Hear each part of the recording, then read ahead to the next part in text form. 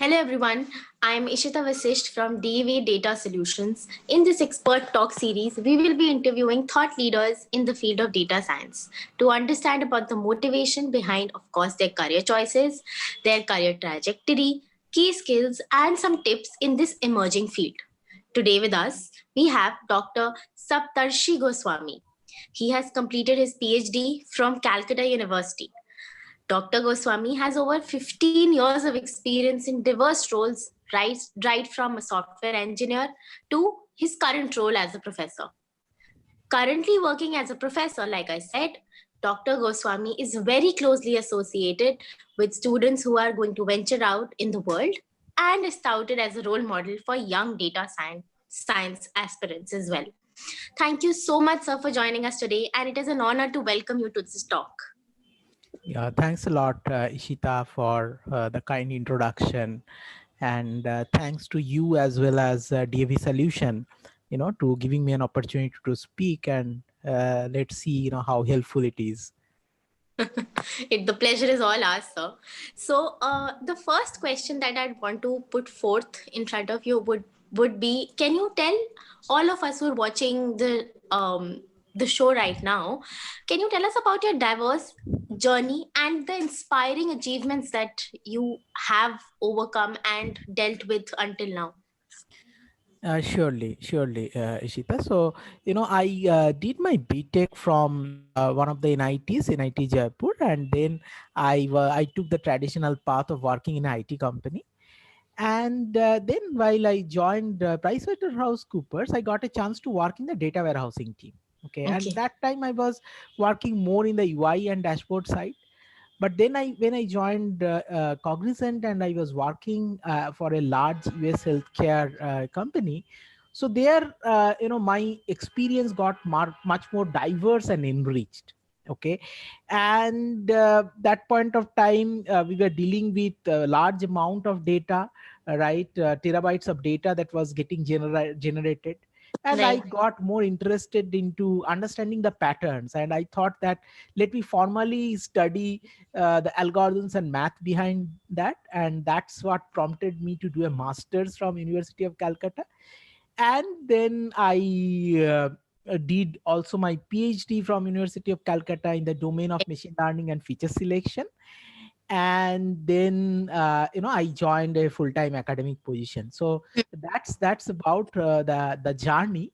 Now coming to the achievements part. So one of the thing was definitely doing the transition. So it's not easy, it's a lot of hard work, right? So you'll have to establish yourself as a true academician. It is not your semi-formal technical writings, but very rigorous research articles which need to be accepted at many places, right? So that was a challenge. So that is one, definitely. And secondly, I will talk about some of the community initiatives that had been started, especially from University of Calcutta, which may be the meetups that happen, the knowledge sharing, the workshops that take place. So it has given us a good collaboration platform where people are getting career opportunities, maybe jobs or internships. So which is definitely very fulfilling. So last year, I am also fortunate to start the data science lab in University of Calcutta as one of the founding members. So and we are engaged with doing projects. We are trying to delve into research consultancy and different kind of certification. So maybe these are some of them, and I can of course discuss and other questions as the context comes. Sure. That is truly some achievement. Thank you so much for sharing that. The second question is that you've definitely worked at confluence of both industry and academia. Mhm. How do you think an aspiring data scientist can augment their employability in the current scenario? Right. So now before I answer this, let me point out to one of the good resources, which was published by Kaggle. So it was the 2019 data science survey. Okay. Okay. So one of the thing that came about is that 98% of the data scientists are saying that they still need to learn a lot. Okay, so that is one of the things, right?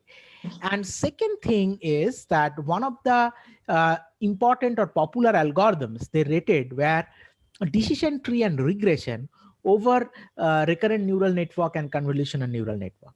Okay, so why I am mentioning this is that whoever is aspiring to be in data science, first thing, you should be ready to learn. So this is a field you need to learn every day. You know, if you think it is not your cup of tea, then better to be in some other thing.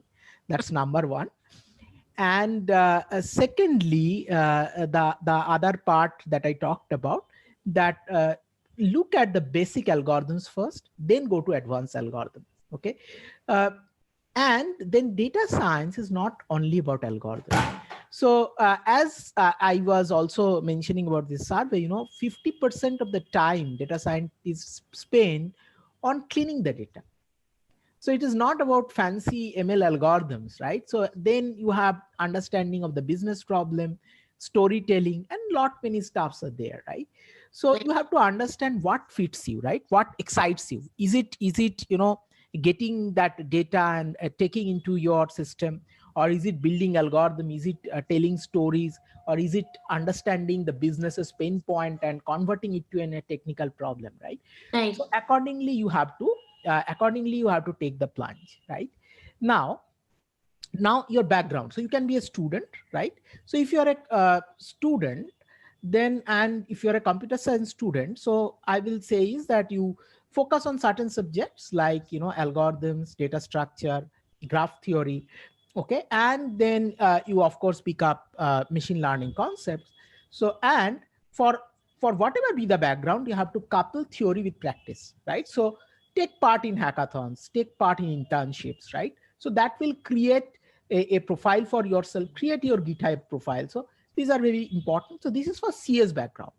For people who are coming from statistics, let me tell you that you have certain things very, very unique, right? You understand the theory so well, but you have to pick up Python and R well. Okay, not only R, you need to also look at Python, right?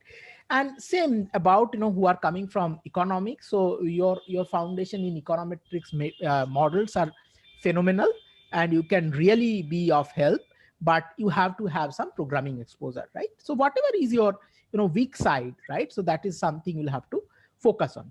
Okay, so that's about people who are studying still. Now for working professionals, a lot of people are like in the range of maybe 3 to 7 years. Okay, 3 to 7 years of experience. If you are thinking of a change, do some certifications and uh, do some kind of internship. So even from our data science lab, we are very open. So one of the internships we right now did was with some professionals from some companies. Let me not name them. So Nice. which actually got published in one of the international conferences. Okay, so we are very open. So this is something which can give you talking points, and then you first try internally getting an opportunity within your organization, right? So I know a lot of success stories there. Okay, what is happening. And if you are 10 years plus experience, of course you can project yourself in the project management role in data science.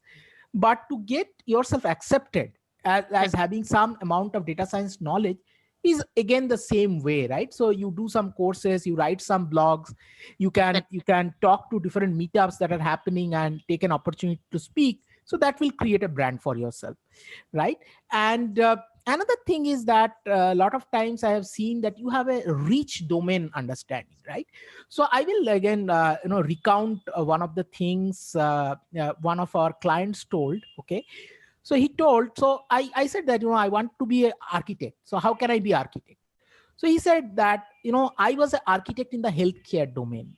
Okay, so this is something we don't realize when we are studying or when we are early career, that domain is so much of importance. Okay, so if you really know your domain well, maybe insurance, maybe retail, so use that knowledge to become a business analyst, help converting the pain points that business go through into converting into technical problem. Right. Okay, so that's kind of will be my advice. Thank you so much. That really is very there's so much to learn even from just that question. Okay, which brings me to the last question, which is one of the sectors that have been disrupted majorly during 19 is definitely education. How do you see these changes affecting accessibility and the quality of education during this challenging time, and a way that you could suggest while moving forward? Right. So that's the difficult question. And so actually, it was completely unplanned, unexpected, right? And we are still to move from equilibrium to another equilibrium. So we are in a phase of chaos still, right? And let me first point this to my domain, data science, and then I will maybe generalize. So actually, if you see, there are a lot of opportunities that has come up for the students. So earlier, they will have only opportunity to listen to my lectures, right? Now so many lectures are happening in a day where top European university professors or Ivy League American university professors are available and discussing on diverse topics. Okay, so this is something unprecedented. It has really become boundaryless and global, right? No boundaries. Okay, and the topic, as I said, is also diverse, right? Also, from the other side, from the data science perspective, so because now so much of our experience is online, too much data is getting generated. Okay, uh, so that is one part that will give us new opportunities going forward for many years. But also think of the open source challenges that have come up, right? So many hackathons government has sponsored, right, Right. in coming up with a mathematical model to predict the infection rate and all that, right? So much has been come on analyzing the genomic sequence, right? The COVID nets, right? Looking at the images using CNN to understand whether a patient has a COVID or not. Some people are trying to do from voice. Okay, and also how people are reacting, right? So you might have noticed that a lot of people are talking about depression now. People are losing job, their daily life is completely disrupted, right? So all these things are throwing open a lot of opportunities to data science. Right. But of course you cannot take away the fun of interacting face to face, right? Working in a team. Okay, so Right. if you think in that manner, our productivity has taken a little bit of hit. The number of papers that we would produce, otherwise we are not able to produce that much, right? But yes, I mean, we are also trying to absorb and move forward. I think that resilience we need to show. And if you now take it in a broader perspective, right? So I'm associated, so I'm fortunate to teach at a UG level, and then I also guide people in their PhD, right? So I see a lot of gamut, and a lot of the students are not from so privileged background, right? So they're first generation learners. Okay, so that is a challenge that we have to keep in mind. So you have a challenge of availability of smartphone, you have a challenge of connectivity, and uh, you are seeing this growing concern of digital divide, right? So we cannot ignore that. We cannot say that okay, we have to do whatever it takes, right? And this is happening all across, starting from, as you rightly said, coming from preschool, right? So education is being pushed through different digital platforms, right? Right. So it may not be, we have to think a lot, and then adapt ourselves to it. So one of the things that can be pushing, especially for where you have less connectivity, through radios and television, give them some offline media, okay, so that they can watch it. Okay, so one of the initiatives towards that we have taken from the data science lab is coming up with our own YouTube lecture series. So I think we have done on both machine learning and some part of deep learning already. And so people can watch, people can learn from them, practice them. So the codes are also available through different Jupyter notebooks. We are also consciously trying to push through blogs like towards data science and all. So these are some of our initiatives, and I will also be as excited and anxious to look at how we take up this challenge. Definitely, sir. In fact, I'll be linking your YouTube channel's videos as well, which have been very fruitful. And I have also been able to take away so many things and so many learnings from them. So thank you for Thank- that. Thanks, Um, Ishita. my closing remarks are obviously are that thank you so much for taking time out, and we wish you very best for the future endeavors. Everybody who's watching us, thank you so much for taking time out to watch this episode. Do subscribe to be appraised with what is happening in the world of data science and AI. Thank you so much.